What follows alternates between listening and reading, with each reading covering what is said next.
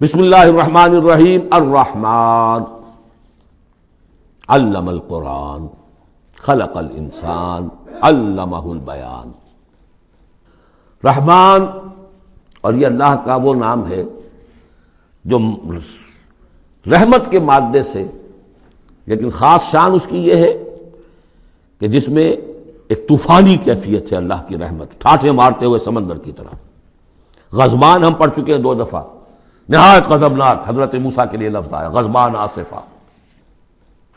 تو عرب کہے گا اگر بھوک سے مر رہا ہے انا جوعان، پیاس سے مر رہا ہے انا عطشان، تو رحمان کے وزن پر بہت مبالغہ ہوتا ہے، اور اس میں ایک شان ہوتی ہے جیسے کہ طوفانی شان، طوفان وہ بھی اسی میں ہے۔ الرحمن وہ ہستی کہ جس کی رحمت ٹھاٹھے مارتے سمندر کے مانند ہے۔ علم القرآن، اس نے قرآن سکھایا ہے۔ یعنی یہ کہ قرآن مجید کی عظمت کا تصور کرو، یہ اللہ کی رحمانیت کا مظہر عتم ہے، اس کی رحمت کی سب سے بڑی شان، اس کا مظہر عتم جو ہے وہ قرآن ہے۔ دوسری بات یہ، اللہ کے ناموں میں چوٹی کا نام رحمان ہے، بہت پسندیدہ۔ رحمت کی تو ضرورت ہر شخص کو ہے۔ حضور نے فرمایا میں بھی مستغنی نہیں۔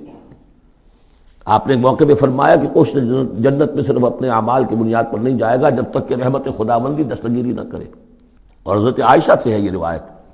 حضرت عائشہ نے پوچھ لیا، ظاہر بات ہے میاں بیوی کے درمیان ایک بے تکلفی بھی ہوتی ہے، کہ کیا حضور آپ بھی؟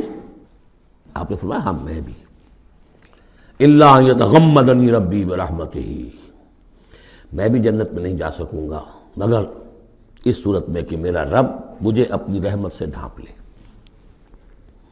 تو رحمان چوٹی کا نام ہے اللہ کے ناموں میں سے، اور جو علم اللہ نے دیا ہے انسان کو اس میں چوٹی کا علم قرآن ہے۔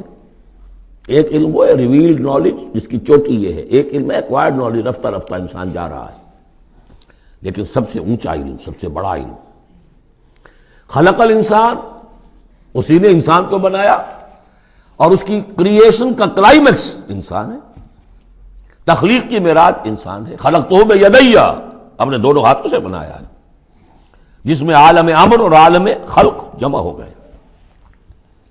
اس سے آگے علمہ البیان، جو صلاحیتیں انسان کو دی ہیں ان میں چوٹی کی صلاحیت جو ہے بیان ہے۔ انسان کو کہا گیا حیوان ناطق، نطق، قوت بیان۔ اور یہ بات ہمیں معلوم ہے کہ یہ جو انسان کا جو برین ہے، ظاہر بات ہے گوریلاز میں بھی ہے، چمپینزیز میں بھی ہے، اور بھی حیوانات کے اندر بھی ہے، گھوڑے کا بھی برین ہے، لیکن یہ برین جیسے جیسے رفتہ رفتہ لوئر اینیمل سے اوپر آپ آ کر دیکھتے ہیں، ہائیسٹ انسان کے اندر آ کر اس کا جو گرے میٹر ہے، وہ جو ہائیسٹ ایوالوڈ فارم ہے، اس میں مختلف ایریاز ہیں۔ یہ ویژن کا ایریا ہے، آنکھ سے جو انفارمیشن جا رہی ہے وہ پھر ڈسائفر ہوتی ہے گرے میٹر کے اس پچھلے حصے کے اندر، ہیئرنگ ایریا ہے۔ لیکن سب سے بڑا رقبہ جو ہے وہ ہے سپیچ سینٹر، اور اس کے 2 حصے ہیں، دوسرے کی بات سننا اور سمجھنا، پھر اپنی بات کہنا۔ یہ 2 ایسپیکٹس ہیں اس کے۔ تو سپیچ سینٹر، اس میں دونوں چیزیں آ جائیں گی، کلام کا فہم اور پھر کلام کو دوسروں تک پہنچانا۔ تو علمہ البیان، اللہ نے صلاحیتیں تو اور بھی دی انسانوں کو بہت سی، آنکھ بھی دی، کان بھی دیا، لیکن یہ آنکھ اور کان تو حیوانات میں بھی ہے، بلکہ بعض حیوانات کی بصارت ہم سے کہیں زیادہ آگے ہے۔ بعض حیوانات وہ ہیں کہ جنہیں روشنی کی بھی ضرورت نہیں دیکھنے کے لیے، بغیر اندھیرے میں بھی دیکھتے، ہم تو اندھیرے میں نہیں دیکھ سکتے۔ اس طرح کان، گھوڑے کا کان جو ہے اس کے کان کھڑے ہو جاتے ہیں اینٹنا کی طرح سے، اگر کہیں سے آہٹ ہو، جب یہ آپ کے گھوڑ سوار نے کچھ نہیں دیکھا، کھلا سنا ہے، لیکن ذرا سی آہٹ کہیں کی گھوڑے نے سن لی۔ اس حوالے سے باقی چیزیں جو ہیں ان میں تو یہ کہ علیحدہ علیحدہ گنا جائے گا تو صلاحیتیں باقی شاید انسان سے بہتر بھی دوسرے حیوانات میں ہیں۔ سونگھنے کی صلاحیت کتے میں جتنی ہے ہمارے پاس تو 1/100 بھی نہیں ہے۔ حیوانات میں سونگھنے کا ایریا جو ہے وہ بہت بڑا ہوتا ہے برین کے اندر، وہ سونگھ کر چیزوں کو اندازہ کرتے ہیں کھانے کی ہے کہ نہیں ہے۔ لیکن انسان کے ہاں آ کر ہائیسٹ لیول آف برین میں یہ اسپیچ سینٹر ہے۔ اب یہ جو 4 آیتوں سے 3 جملے بنے، الرحمن آیت 1 ہو گئی لیکن جملہ تو نہیں بنا۔ الرحمن مبتدا ہے، علم القرآن خبر ہے، جملہ اب بنا، تو جملے 3 ہوئے، الرحمن علم القرآن خلق الانسان علمہ البیان۔ اس کو جو ریشو پروپورشن کا قاعدہ ہوتا تھا نسبت و تناسب کا حساب میں ارتھمیٹک میں 3 ویلیوز دی گئی ہیں، چوتھی تلاش کرو۔ چوتھی ویلیو اس میں کیا ہے جو مضمر ہے، چھپی ہوئی ہے؟ انسان کو جو بہترین صلاحیت اللہ نے دی ہے قوت بیان، اس کا مصرف بھی ہونا چاہیے بہترین۔ اس کا بہترین مصرف یہ ہے کہ قرآن سمجھو اور سمجھاؤ، قرآن پڑھو اور پڑھاؤ۔ جیسے کہاوت ہے کہ توپ اس لیے نہیں بنتی کہ اس سے مکھیاں ماری جائیں، اسی طرح اتنی بڑی صلاحیت جو تمہیں اللہ نے دی ہے، اسی صلاحیت کو وکلاء استعمال کرتے ہو، جو اچھا آرگو کر سکے اس کی فیس بڑھتی چلی جاتی۔ ڈیماگوگ کوئی لیڈر ہے، بڑی اچھی تقریر کر سکتا ہے، وہ مرنے مارنے پر جو ہے مجمع کو آمادہ کر دے گا، لوگوں کو آمادہ کر دے گا، وہ اپنی گردنیں کٹوا دیں گے، لیڈر بن جائے گا۔ تو یہ صلاحیت جو ہے اس لیے نہیں ہے کہ تو دنیا میں لیڈریاں اپنی بناؤ اس کے ذریعے سے، اس کا مصرف کیا ہے؟ قرآن سمجھو اور سمجھاؤ۔ یہ ہے بیان، اللہ کا بیان۔ اس بیان کو سمجھنا، پہلے تو اسپیچ سینٹر کا وہ حصہ جو ہے اس کو سمجھے، اور پھر اسپیچ سینٹر کا جو دوسرا جو حصہ ہے وہ اس کو بیان کرے۔ چنانچہ اس کو کھول کر بیان کر دیا محمد رسول اللہ صلی اللہ علیہ وسلم نے۔ حدیث ہے آپ کی جس کے راوی ہیں عثمان ابن عفان۔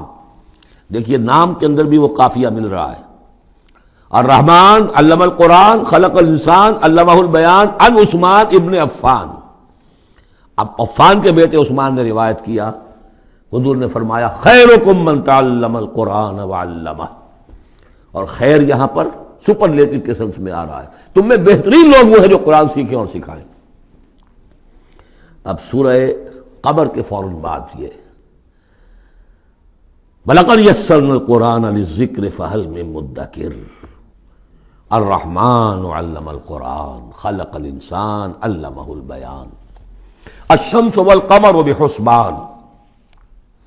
یہ سورج اور چاند سب ایک حساب کے ساتھ ہیں، ان کی گردش حساب کے ساتھ ہے، اسی حساب سے دن بن رہے ہیں، راتیں بن رہی ہیں، ہفتے اور سال اور مہینے بن رہے ہیں۔ والنجم والشجر یسجدان، نجم جو ہے تو ستارے، سورج اور چاند کے مناسبت سے تو اس کے لیے ستارے کی مفہوم ہے، لیکن نجم جو عربی زبان میں جھاڑیوں کو بھی کہتے ہیں جو زمین میں ہوتی ہیں، کیونکہ یہ ستارے بھی زمین میں اتنے نظر آتے ہیں جیسے کہ جھاڑیاں ہوں۔ والنجم والشجر یسجدان، شجر کے حوالے سے ترجمہ کرتے ہیں تو وہ جھاڑیاں، یہ بھی سجدہ کرتے ہیں، اللہ کے سامنے سربسجود ہوتے ہیں، ان کے سائے، جیسا کہ کئی دفعہ آ چکا ہے۔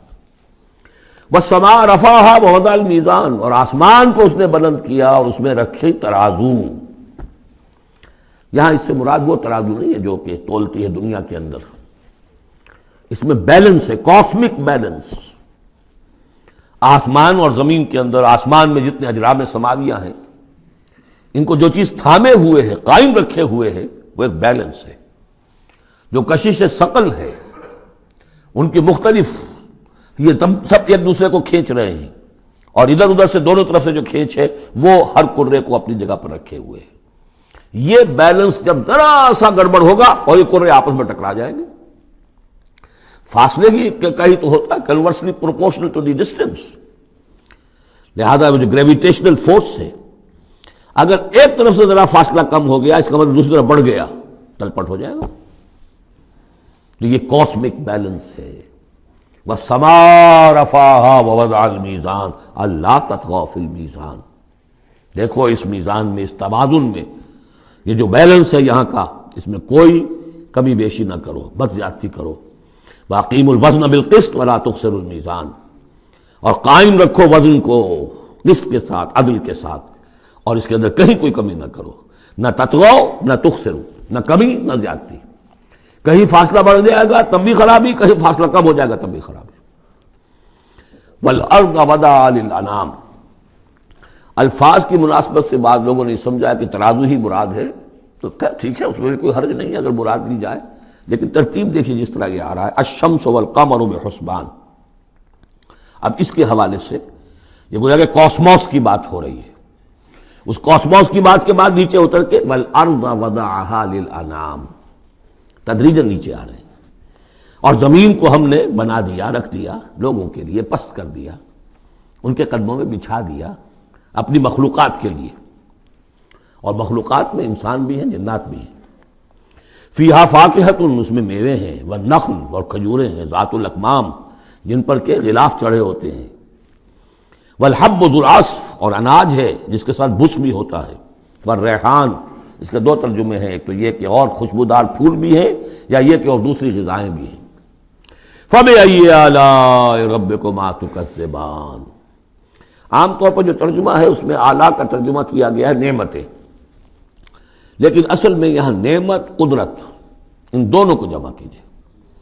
کہیں وہ نعمت کا تذکرہ ہے، کہیں اللہ کی قدرت کا ذکر ہے، اس کی قدرت کی نشانیاں ہیں۔ فَبِأَيِّ آلَاءِ رَبِّكُمَا تُكَذِّبَانِ، تو تم اپنے رب کی کون کون سی نعمتوں اور قدرتوں کا انکار کرو گے۔ تکذبان صیغہ ہے تثنیہ کا، دونوں سے خطاب ہو رہا ہے، انسانوں سے اور جنوں سے، اور یہ بات آگے چل کر واضح ہو جائے گی۔ خلق الانسان من صلصال کالفخار، ہم نے بنایا انسان کو اس صلصال سے، اس سوکھی ہوئی خشک مٹی سے، وہ گارا سنا ہوا گورا، صلصال من حمأ مسنون، اور جب وہ اتنا سوکھ گیا کہ کھنکنے لگا، کالفخار، جیسے ٹھیکرا ہوتا ہے، اسے بنایا۔ وَخَلَقَ الْجَانَّ مِن مَارِجٍ مِّن نَار، اور جنات کو ہم نے بنایا آگ کی لپٹ سے، جس کو کہ ہم اس سے پہلے پڑھ چکے ہیں سورہ ہجر میں، نار السموم، لو جیسی ہوتی ہے جس کے اندر کی آگ ہوتی ہے۔ تو ایسے ہی وہ جو فلیم ہوتا ہے، شعلہ، اس کا ایک حصہ تو ہے جو نظر آتا ہے، اور ایک حصہ وہ جو نظر نہیں آتا۔ وہ جو اوپر کا حصہ ہے وہ ہے جہاں پہ سب سے زیادہ ہیٹ، ٹیمپریچر ہائیسٹ وہاں ہوتا ہے، وہ ہے مارج من نار۔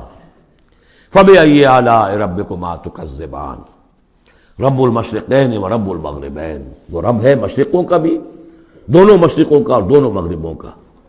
یہ تسنیہ کی جو مناسبت سے یہاں پر مشرقین و مغربین کا، کہیں مشارق والمغارب ہے، رب المشارق والمغارب، کہیں مشرق و مغرب ہے، اور یہ سب ٹھیک ہے، مشرق و مغرب واحد کی حیثیت سے بھی درست ہے۔ اور مشرقین اور مغربین، اس وقت کا جو مشرق ہے جہاں سورج نکل رہا ہے، اس کے مقابلے میں مغرب ہے جہاں وہ ڈوبے گا، لیکن وہی مغرب وہ مشرق ہے دوسرے، ہمارا جو پیچھے جو حصہ ہے گلوب کا، اس کا مشرق ہے، اور جو ہمارا مشرق ہے وہ اس کا مغرب ہے۔ تو دو مشرق دو مغرب۔ پھر یہ کہ ہر نقطہ جو ہے زمین پر وہ مشرق بھی ہے مغرب بھی ہے، کسی نہ کسی وقت وہاں پر سورج جو ہے طلوع ہو رہا ہے، کبھی وہاں پر غروب ہو رہا ہے، تو مشارق والمغارب۔ لیکن یہاں پر تسنیہ کی مناسبت سے رب المشرقین و رب المغربین، دونوں مشرقوں کا رب مالک اور دونوں مغربوں کا۔ فَبِأَيِّ آلَاءِ رَبِّكُمَا تُكَذِّبَانِ، مَرَجَ الْبَحْرَيْنِ يَلْتَقِيَانِ، اس نے چلا دیے دو دریا جو آپس میں ملے ہوئے بھی ہیں، بَيْنَهُمَا بَرْزَخٌ لَا يَبْغِيَانِ، لیکن ان کے مابین ایک ایسا پردہ حائل ہے کہ وہ ایک دوسرے میں گھستے نہیں ہیں، داخل نہیں ہوتے، اپنی حد کے اندر رہتے ہیں۔ یہ ہیں گرم روئیں چلتی ہیں ٹھنڈے پانی کے سمندر میں، یا جیسے کہ کابل پر نظر آتا ہے دو دریا چل رہے ہیں، دریائے سندھ کا پانی علیحدہ نظر آ رہا ہے اور دریائے کابل کا علیحدہ نظر آ رہا ہے، اور یہ اٹک پر نظر آتا ہے، اور کافی دور تک پھر یہ علیحدہ علیحدہ چلتے نظر آتے ہیں۔ فَبِأَيِّ آلَاءِ رَبِّكُمَا تُكَذِّبَانِ يَخْرُجُ مِنْهُمَا اللُّؤْلُؤُ وَالْمَرْجَانُ، اور ان دونوں سے نکلتے ہیں موتی بھی اور مونگے بھی۔ فَبِأَيِّ آلَاءِ رَبِّكُمَا تُكَذِّبَانِ وَلَهُ الْجَوَارِ الْمُنشَآتُ فِي الْبَحْرِ كَالْأَعْلَامِ، اور اس کے لیے ہی ہیں، اللہ ہی کی ملکیت ہے وہ پہاڑ جیسے جہاز، جوار المنشآت، پھر جو اونچے کھڑے رہتے ہیں اور سمندر میں ایسے ہوتے ہیں جیسے پہاڑ۔ پچھلے زمانے میں بھی تو اگرچہ بادبانی ہوتے تھے، لیکن جب بادبان کھل جاتے تھے تو بڑی اونچی جو ہے بادبان ہوتے تھے ان کے، پہاڑ کی طرح، پہاڑیاں چھوٹی چھوٹی، اور آج جو کچھ چلتے ہیں بڑے بڑے جہاز، ان کو جو دیکھیں تو واقعی تو وہ پہاڑ ہوتے ہیں سمندر میں۔ فَبِأَيِّ آلَاءِ رَبِّكُمَا تُكَذِّبَانِ كُلُّ مَنْ عَلَيْهَا فَانٍ، اب یہ جو یہاں آئی ہیں اب تک آیات، اللہ کی صنائی، اللہ کی قدرت نوٹ کریں گے جب ہم سورہ واقعہ پڑھیں گے۔ پہلے آیا ذکر قرآن، اس کی عظمت، اور اس کا جو ایک مضمر ہے چیز کہ انسان کو اس قرآن کی عظمت اور فضیلت کو سمجھ کر، اگر اللہ نے وہ جو شعر علامہ اقبال کا، اگر یک قطرہ خون داری، اگر مشتے پرے داری، بیا با من تو موزم طریق شاہ بازی را، اگر تمہارے جسم میں کوئی قطرہ خون ہے اور کوئی مٹھی بھر پر بھی تمہیں دے رکھے ہیں، اے چڑیا اے بیا، آؤ کہ میں تمہیں شاہ بازی کے طریقے سکھاؤں۔ اسی طریقے سے اگر تمہیں بولنے کی صلاحیت دی ہے اللہ نے تو اس کا مصرف کیا ہے؟ خیرکم من تعلم القرآن وعلمہ۔ سمجھنے کی صلاحیت دی ہے، قرآن سمجھو۔ بیان کرنے کی صلاحیت دی ہے، بیان کرو قرآن کو۔ پھر یہ کہ اللہ تعالیٰ کی تخلیقی قوت، اس کا تذکرہ ہوا۔ وہاں آپ دیکھیں گے یہ بالکل الٹی یہی ترتیب ہوگی، آخر میں قرآن مجید کی عظمت، اس سے پہلے اللہ کی تخلیقی عظمت، اللہ کے یہی جو اعلیٰ ہے، اس کے بعد اب پہلے جہنم والوں کا تذکرہ یہاں ہو رہا ہے، وہاں بعد میں ہوگا۔ فرمایا کل من علیہا فان، جو بھی ہے اس زمین پر جو بھی مخلوقات ہیں سب فنا ہونے والی ہے۔ وَيَبْقَى وَجْهُ رَبِّكَ ذُو الْجَلَالِ وَالْإِكْرَامِ، باقی تو رہے گا صرف تیرے رب کا منہ، تیرے رب کا چہرہ، جو بہت بزرگی والا ہے اور بہت عظمت والا ہے۔ اب یہ کہ اللہ کا چہرہ ہم کیا اس کو نہیں سمجھ سکتے، آیات متشابہات میں سے ہوگا۔ جو اس کا مفہوم سمجھیں گے وہ یہ ہے اللہ کی ذات باقی، باقی سب چیز اللہ تعالیٰ کے سوا سب فانی، پوٹینشلی سب فانی ہے، اپنے طور پر سب کسی کا وجود جو ہے اپنے بل پر قائم نہیں ہے۔ اللہ جب تک قائم رکھے تو در حقیقت وہ خود اپنے بل پر قائم نہیں ہے، وہ تو اللہ تعالیٰ نے ان کو قائم رکھا ہوا ہے۔ کل من علیہا فان، اللہ باقی من کل فان، اللہ ہی باقی ہے، باقی تمام فانی ہے۔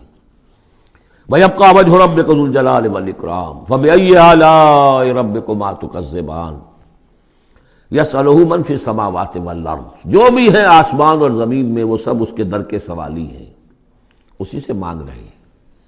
وجود بھی ملا ہے اسی سے، حیات کسی کے پاس ہے دی ہوئی ہے اسی کی، کوئی صلاحیت ہے تو دی ہوئی ہے اسی کی، کوئی ذہانت ہے تو دی ہوئی ہے اسی کی، روز کا رزق جو آ رہا ہے اسی کا عطا کرنا، ہر ایک سائل ہے۔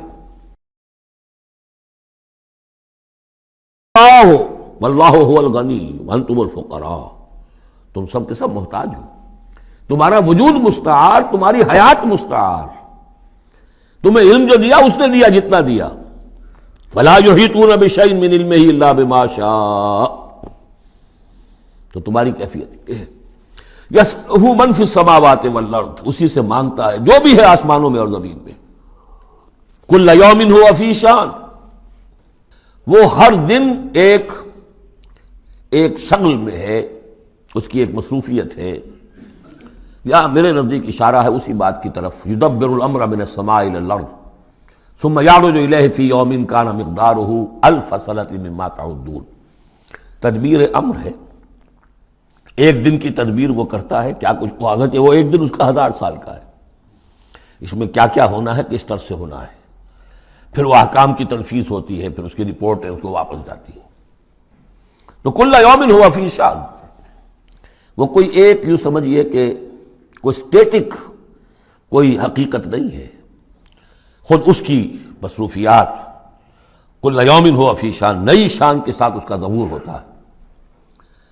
کل یوم ہوا فی شان فبأی آلاء ربکما تکذبان سنفرغ لکم ایھا الثقلان۔ اب یہاں پر کھل کر بات کی کہ یہ تکذبان کیوں کہا جا رہا ہے۔ ہم جلد ہی فارغ ہو جائیں گے تمہارے لیے، اے دو بھاری قافلوں، اے انسانوں کا قافلہ اور اے جنات کے قافلے۔ ابھی جو ہے اس کائنات کو ہم نے چلایا ہوا ہے، ابھی مہلتیں ہم نے دے رکھی ہیں، وقت مقرر کیا ہوا ہے، اجل مسمى ہے اس کائنات کی بھی اور ہر قوم کی بھی۔ لکل امت اجل، ہر امت کے لیے بھی ایک اجل ہے، ہر ایک فرد کی اجل ہے، وہ سب ہے، لیکن عنقریب ہم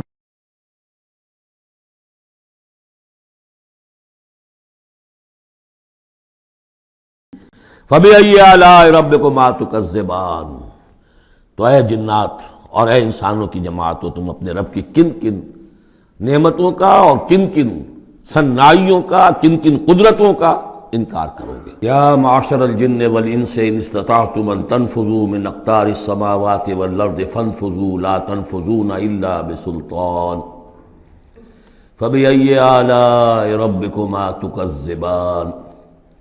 یرسل علیکما شواظ من نار ونحاس فلا تنتصران فبأی آلاء ربکما تکذبان صدق اللہ العظیم۔ چونکہ اس سے پہلے آیت آ چکی ہے سنفرغ لکم ایھا الثقلان، دو بھاری قافلے جو ہیں اللہ تعالیٰ کی مخلوقات میں سے، ایک قافلہ انسانیت اور ایک قافلہ جو جنوں پر مشتمل ہے۔ اب یہاں اس آیت میں، آیت نمبر 33 میں براہ راست ان سے خطاب ہے، اے گروہ جن اور اے گروہ انس، یا معاشر الجن والانس ان استطعتم، اگر تمہارے اندر استطاعت ہے، طاقت رکھتے ہو، ان تنفذوا من اقطار السماوات والارض، کہ تم نکل بھاگو آسمانوں اور زمین کے دائروں سے، کناروں سے، تنفذوا تو نکل جاؤ، لا تنفذون الا بسلطان، نہیں نکل سکو گے مگر اللہ تعالیٰ کی سند کے ساتھ۔ یہ آیت مبارکہ مشکلات القرآن میں سے ہے، پوری طرح ہم شاید ابھی نہ سمجھ پائیں جب تک کہ اور ہمارا علم جو ہے کائنات کے بارے میں، کاسموس کے بارے میں اور علم بڑھ نہیں جاتا۔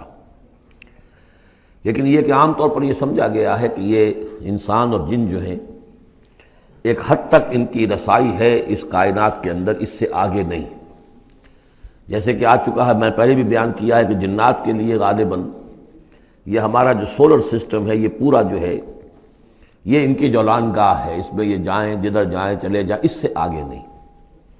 انسانوں کا معاملہ یہ ہے کہ وہ اس کے اندر بھی جو بھی فاصلہ طے کرتے ہیں، وہ ظاہر بات ہے کہ وہ اس کے لیے مشینیں ایجاد کر کے جہاں تک جا رہے ہیں، لیکن اس پورے سولر سسٹم تک بھی ان کی رسائی ممکن نہیں ہوگی۔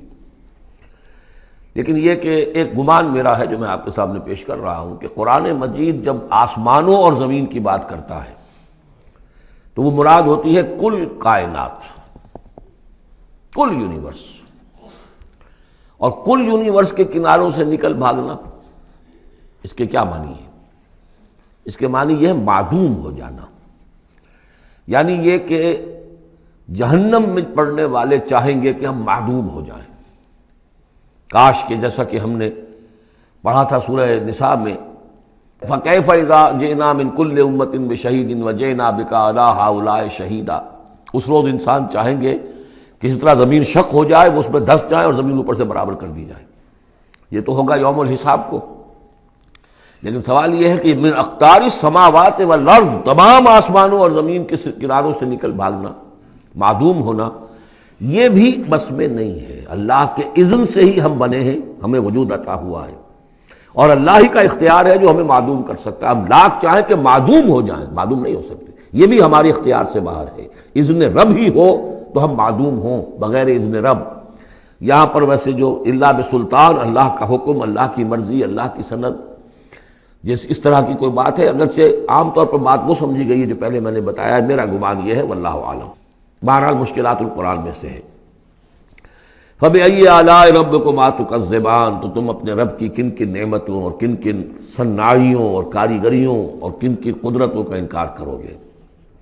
یرسل علیکما شواظ من نار، تم پر پھینکے جائیں گے شعلے بھڑکتے ہوئے آگ کے، ونحاس، اور دھواں ملا ہوا، وہ آگ جس میں کہ دھواں ملا ہوا ہو، فلا تنتصران، پھر تم بدلہ نہیں لے سکو گے۔ فَبِأَيِّ آلَاءِ رَبِّكُمَا تُكَذِّبَانِ فَإِذَا انشَقَّتِ السَّمَاءُ، جب آسمان پھٹ جائے گا، فَكَانَتْ وَرْدَةً كَالدِّهَانِ، تو ایسے ہو جائے گا گلابی رنگ کا جیسے کہ تیل کی تلچھٹ ہوتی ہے۔ جب تیل کو صاف کیا جاتا ہے تو اس کے نیچے جو تلچھٹ رہ جاتی گلابی رنگ کی۔ فَبِأَيِّ آلَاءِ رَبِّكُمَا تُكَذِّبَانِ فَيَوْمَئِذٍ لَا يُسْأَلُ عَنْ ذَنبِهِ إِنسٌ وَلَا جَانٌ، تو اس روز کوئی پوچھنے کی ضرورت نہیں ہوگی ان کے گناہوں کے بارے میں، نہ انسانوں سے نہ جنوں سے۔ اللہ تعالیٰ پوچھے گا، حساب کتاب بھی ہوگا، لیکن یہ کہ اپنی جگہ پر ہر ایک کے چہرے پر لکھا ہوگا اس کا انجام۔ بل الانسان علی نفسہ بصیرہ، چنانچہ کئی جگہ قرآن مجید میں نقشہ کھینچا گیا ہے، میدان قیامت میں جب لوگ کھڑے ہوں گے، کچھ لوگوں کے چہرے تر و تازہ ہوں گے، کچھ لوگوں کے اوپر مردنی چھائی ہوئی ہوگی۔ جس کی مثال بہترین ہوتی ہے ہائی سکولز کے اندر، ہر سال جب ڈکلیئر کرتے ہیں امتحان، سالانہ امتحان کا نتیجہ، تو جب کھڑے ہوتے ہیں طالب علم سننے کے لیے، تو بعض لوگوں کے چہروں کے اوپر لکھا ہوتا ہے کہ یہ فیل ہونے، اس لیے کہ انہیں معلوم ہے لکھ کر کے آئے تھے ہم، اور بعض کے چہرے تر و تازہ ہوتے ہیں، انہیں اگر فکر ہوتی ہے تو اس کی کہ میں فرسٹ آتا ہوں یا نہیں آتا، بس اس کی تشویش ہو سکتی ہے، لیکن یہ کہ انہیں کوئی اندیشہ یہ نہیں ہوتا کہ وہ فیل ہو جائیں گے۔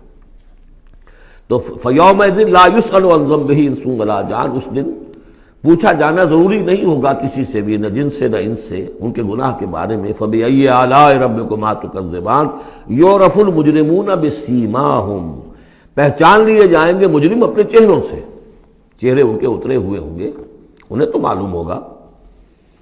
یعرف المجرمون بسیماہم فیؤخذ بالنواصی والاقدام، پھر ان کو پکڑا جائے گا ان کی پیشانی کے بالوں سے اور پاؤں سے، یعنی ہر ایک کو کوئی فرشتہ جو ہے وہ ادھر سے اس کی پیشانی کے بال پکڑے گا اور ادھر سے اس کی ٹانگیں پکڑ کر ٹاس کرے گا اسے۔ فَبِأَيِّ آلَاءِ رَبِّكُمَا تُكَذِّبَانِ هَٰذِهِ جَهَنَّمُ الَّتِي يُكَذِّبُ بِهَا الْمُجْرِمُونَ، جب پھینکا جائے گا اسے جہنم، یہ ہے وہ جہنم کہ جس کو جھٹلاتے رہے تھے وہ لوگ کہ جو جھٹلانے والے تھے۔ هَٰذِهِ جَهَنَّمُ الَّتِي يُكَذِّبُ بِهَا الْمُجْرِمُونَ، جسے مجرم گناہ گار جھٹلاتے رہے۔ يَطُوفُونَ بَيْنَهَا وَبَيْنَ حَمِيمٍ آن، اب وہ چکر لگاتے رہیں گے، اس آگ سے نکلیں گے، پانی پینا چاہیں گے تو وہ پانی کھولتا ہوگا، حمیم آن، کھولتے پانی کے اور اس آگ کے درمیان۔ فَبِأَيِّ آلَاءِ رَبِّكُمَا تُكَذِّبَانِ، اب یہ تو اہل جہنم کا انجام ہے جو یہاں بیان ہو گیا۔ یہاں جنتیوں کے انجام سے پہلے ان کا بیان ہے، سورہ واقعہ میں پہلے جنتیوں کا بیان آئے گا اور پھر اہل جہنم کا بیان آئے گا، ترتیب عکسی۔ وَلِمَنْ خَافَ مَقَامَ رَبِّهِ جَنَّتَانِ، اور جو بھی اپنے رب کے حضور میں کھڑے ہونے سے ڈرتا رہا، لرزا و ترسا رہا، اس کے لیے دو جنتیں ہیں۔ یہ دو جنتیں کیوں کہی گئی؟ اس کے لیے جو توجیہ میری سمجھ میں آئی ہے اس میں مجھے خاصا اطمینان ہے، انشراح ہے کہ جنتیں جو جنوں کے لیے ہوں گی وہ علیحدہ جنت ہے، انسانوں کے لیے علیحدہ ہے۔ ظاہر بات ہے دونوں کے احساسات جدا ہیں، دونوں کے ذوق جدا ہیں، دونوں کے مذاق جدا ہیں، لہذا ایک جنت ہے کہ جو انسانوں کے لیے ہے اور ایک جنت ہے کہ جو جنات کے لیے ہے۔ ایک ہی طرح کی چیزیں ان دونوں کے لیے پلیزنٹ اور ان دونوں کے لیے جو ہو سکتی ہیں مسرت اور سرور آمیز، وہ ایک طرح کی نہیں ہو سکتی، ان کے تقاضے مختلف ہوں گے۔ تو لمن خاف، جو ڈرنے والے ہیں ان کے لیے جنتیں فراہم کر دی اللہ نے، وہی تسلیہ کا صیغہ ہے چونکہ یہاں جنوں اور انسانوں سے خطاب ہو رہا ہے مسلسل۔ یہ جو جنتان ہوں گی یہ ابتدائی جنتیں جن کا ذکر یہاں ہو رہا ہے، اس کے بعد دو اور جنتیں ہوں گی۔ تو جنتیوں کے دو درجے ہیں، ان میں جنات بھی ہوں گے انسان بھی ہوں گے، تو چار ہو گئے۔ کمتر درجے کے جنتی انسان اور جن دو، اور برتر درجے کے جنتی انسان اور جن دو، تو دو اور دو چار۔ تو یہاں پر اس سورہ مبارکہ میں جنتوں کا ذکر ہے۔ پہلے یہ کمتر درجے کے جنتیوں کا ذکر ہو رہا ہے۔ وَلِمَنْ خَافَ مَقَامَ رَبِّهِ جَنَّتَانِ فَبِأَيِّ آلَاءِ رَبِّكُمَا تُكَذِّبَانِ ذَوَاتَا أَفْنَانٍ، اس کی بہت سی شاخیں ہوں گی اس جنت کی۔ فَبِأَيِّ آلَاءِ رَبِّكُمَا تُكَذِّبَانِ فِيهِمَا عَيْنَانِ تَجْرِيَانِ، ان دونوں میں چشمے ہیں۔ اب عینان، ایک ایک جنت میں ایک ایک چشمہ ہے جو بہہ رہا ہے۔ فَبِأَيِّ آلَاءِ رَبِّكُمَا تُكَذِّبَانِ، اپنے رب کی کون کون سی نعمتوں کو جھٹلاؤ گے۔ فِيهِمَا مِن كُلِّ فَاكِهَةٍ زَوْجَانِ، اور ان دونوں میں ہر طرح کے جو میوے ہیں ان کی دو دو قسمیں ہیں، جوڑے۔ فَبِأَيِّ آلَاءِ رَبِّكُمَا تُكَذِّبَانِ مُتَّكِئِينَ عَلَىٰ فُرُشٍ بَطَائِنُهَا مِنْ اسْتَبْرَقٍ وَجَنَى الْجَنَّتَيْنِ دَانٍ، اور وہ وہاں تکیہ لگائے ہوں گے، سہارا لگائے ہوں گے ایسے فرشوں پر کہ جن کے استر بنے ہوئے ہوں گے گاڑھے ریشم کے، استر ہوں گے گاڑھے ریشم کے، تو جو ان کا اصل جو اوپر کا حصہ ہوگا وہ کس شے کا ہوگا، گویا کہ وہ تمہارے تصور سے باہر ہے۔ وَجَنَى الْجَنَّتَيْنِ دَانٍ، اور دونوں جو باغ ہیں دونوں جنتوں کے، ان کے جو پھل ہیں میوے وہ جھک رہے ہوں گے، نیچے کو ہوں گے، تاکہ آرام سے جنتی جو ہے جو چاہے حاصل کر لے۔ فَبِأَيِّ آلَاءِ رَبِّكُمَا تُكَذِّبَانِ فِيهِنَّ قَاصِرَاتُ الطَّرْفِ، ان جنتوں میں ہوں گی وہ عورتیں کہ جن کے نگاہیں نیچے جھکی ہوئی ہوں گی۔ عورت کے اندر شرم اور حیا جو ہے اس کا خاص زیور ہے، یہ خود اس کے حسن کا ایک حصہ ہے۔ تو نگاہوں کا نیچا ہونا یہ اصل میں حیا اور شرم کی علامت ہے، نیچے نگاہ والیاں۔ لم یطمثن انس قبلہم ولا جان، ان کو چھوا نہیں ہوگا اس سے پہلے نہ کسی انسان نے نہ جن نے، ان سے پہلے۔ یعنی ظاہر بات ہے کہ جو جنوں کی جنت ہے اس میں ان کی مناسبت سے ان کے لیے بیویاں ہوں گی، اور جو مردوں کی انسانوں کی جنت ہے ان کے لیے ان کی مناسبت سے ہوں گی، اور وہ جو ہوں گی جو جنت جو جنات کی ہے ان میں جو بھی ان کے لیے ہوں گی ان کی بیویاں انہیں بھی کسی جن نے پہلے چھوا نہیں ہوگا، اور اسی طرح انسانوں کے لیے جو جنت ہوگی اس میں جو ان کو بیویاں دی جائیں گی ان کو کسی انسان نے پہلے نہیں چھوا ہوگا۔ فَبِأَيِّ آلَاءِ رَبِّكُمَا تُكَذِّبَانِ كَأَنَّهُنَّ الْيَاقُوتُ وَالْمَرْجَانُ، وہ جو ہوں گی بیویاں دی جائیں گی ان جنتوں میں وہ ایسے ہوں گی جیسے لال اور مونگے۔ فَبِأَيِّ آلَاءِ رَبِّكُمَا تُكَذِّبَانِ هَلْ جَزَاءُ الْإِحْسَانِ إِلَّا الْإِحْسَانُ، کیا احسان کا، بھلائی کا، نیکی کا بدلہ احسان اور بھلائی کے سوا بھی کچھ ہو سکتا ہے؟ ان لوگوں نے اللہ کے لیے، اللہ کے دین کے لیے، اللہ کے احکام کی پابندی میں جو کچھ بھی انہوں نے محنتیں کی، کوششیں کی، اب ظاہر بات ہے کہ اللہ تعالیٰ کو اس کا بدلہ انہیں دینا ہے انہی صورتوں میں۔ وَمِن دُونِهِمَا جَنَّتَانِ، اور ان سے پرے دو جنتیں اور ہیں۔ اب اس میں مفسرین کے مختلف اقوال ہیں، پہلی جنتیں کن کی ہیں، دوسری جنتیں کن کی ہیں، اس لیے کہ اس کے لیے دو الفاظ جو آئیں گے سورہ واقعہ میں آئیں گے کہ ایک اصحاب الیمین ہے اور ایک مقربون ہے۔ ایک وہ ہے جو آگے اللہ کے بہت ہی مقرب بارگاہ ہو جاتے ہیں، اولئک المقربون، اور ایک وہ ہے کہ جو داہنے والے ہیں اور ایک ہے شمال والے۔ تو ایک تو ہے بنیادی، یہ گمراہ تھے، یہ جہنمی، یہ نیک تھے، اور یہ جو ہے جنتی ہیں، لیکن ایک ہے بہت آگے والے، فالسابقون السابقون اولئک المقربون، وہ لوگ جو آگے نکل جانے والے ہیں، وہ جو بلند تر نیکیوں والے ہیں، بلند تر مقامات والے ہیں۔ جیسے کہ سورہ توبہ میں ہم نے پڑھا تھا والسابقون الاولون من المہاجرین والانصار والذین اتبعوہم بإحسان، تو دو درجے ہو گئے تھے۔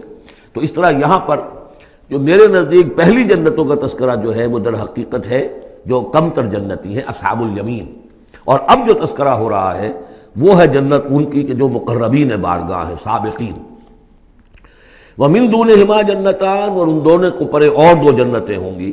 فَبِأَيِّ آلَاءِ رَبِّكُمَا تُكَذِّبَانِ، یہ بھی دو ہوں گی، ایک جنات کے لیے اور ایک انسانوں کے لیے۔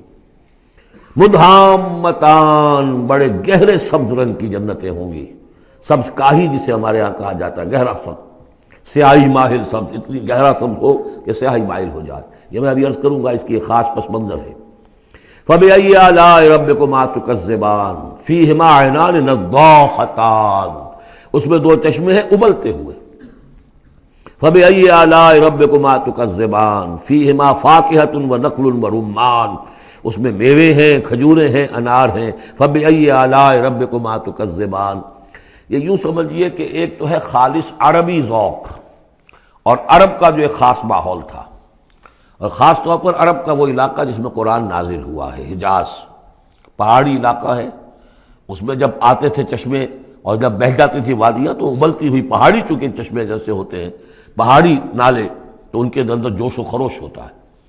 اور دوسرے کہ وہاں پر جو باغات ہوتے تھے کھجور کے درخت، اور وہاں پر وہ سبزی جو رنگ ہے ان کا وہ سبزی مائل گہرا، اور اسی کے اندر پھر جو چھاؤں ہے، تو جو ان کا تصور ہے ایک عربی ذوق ہے، ایک عجمی ذوق ہے۔ وہ عجمی ذوق ہے جو پہلے بیان ہوا ہے، عربی ذوق ہے جو اب بیان ہو رہا ہے۔ فیہما فاکہۃ ونخل ورمان، اب یہ چیزیں جو ہیں یہ عرب کے اندر کھجوریں ہیں، انار ہیں۔ فبأی آلاء ربکما تکذبان فیہن خیرات حسان، اس میں ہوں گی بہت ہی اچھی عورتیں، نہایت خوبصورت۔ فبأی آلاء ربکما تکذبان حور مقصورات فی الخیام، اب یہاں حور کا لفظ آیا، پہلے میں نہیں آیا ہے۔ پہلے میں یہ تو آیا ہے فیہن قاصرات الطرف لم یطمثن انس قبلہم ولا جان، لیکن لفظ حور یہاں آیا ہے۔ اسی کو نوٹ کریں گے کہ سورہ واقعہ میں بھی ایک کے ساتھ حور کا لفظ آئے گا، دوسرے کے ساتھ نہیں۔ حور مقصورات فی الخیام، اب یہ بھی عرب پس منظر ہے، خیموں میں رہنے والے۔ وہ حوریں کہ جو خیموں میں رکی رہنے والی ہوں گی۔ ظاہر بات ہے کہ وہاں پر تو عام طور پر شہر بہت کم تھے، پورے عرب کے اندر، حجاز کے اندر بہت کم، جو عام طور پر جو آبادیاں تھیں وہ خیموں میں رکی رہنے والیاں۔ وقرن فی بیوتکن ولا تبرجن تبرج الجاہلیۃ الاولی، وہ شمع محفل نہیں بنتی بلکہ وہ چراغ خانہ بنتی ہیں۔ حور مقصورات فی الخیام فبأی آلاء ربکما تکذبان لم یطمثن انس قبلہم ولا جان، نہیں انہیں چھوا ہوگا ان سے پہلے نہ کسی انسان نے اور نہ کسی جن نے۔ یہ ان دونوں کے میرے نزدیک علیحدہ علیحدہ، جنات کی جو جنت ہے اس میں جو ان کے لیے عورتیں اور بیویاں فراہم کی جائیں گی انہیں کسی جن نے نہیں چھوا ہوگا ان سے پہلے، اور جو انسانوں کے لیے جنت ہوگی وہاں جو انہیں بیویاں دی جائیں گی اور حوریں دی جائیں گی انہیں کسی انسان نے نہیں چھوا ہوگا۔ فَبِأَيِّ آلَاءِ رَبِّكُمَا تُكَذِّبَانِ مُتَّكِئِينَ عَلَىٰ رَفْرَفٍ خُضْرٍ وَأَبْقَرِيٍّ حِسَانٍ، وہ تکیہ لگائے بیٹھے ہوئے ہوں گے سبز مسندوں پر اور بڑے قیمتی نفیس بچھونوں پر۔ فَبِأَيِّ آلَاءِ رَبِّكُمَا تُكَذِّبَانِ تَبَارَكَ اسْمُ رَبِّكَ ذِي الْجَلَالِ وَالْإِكْرَامِ، بہت بابرکت ہے نام تیرے رب کا جو بہت ذی الجلال بڑائی والا ہے اور اکرام عظمت والا ہے۔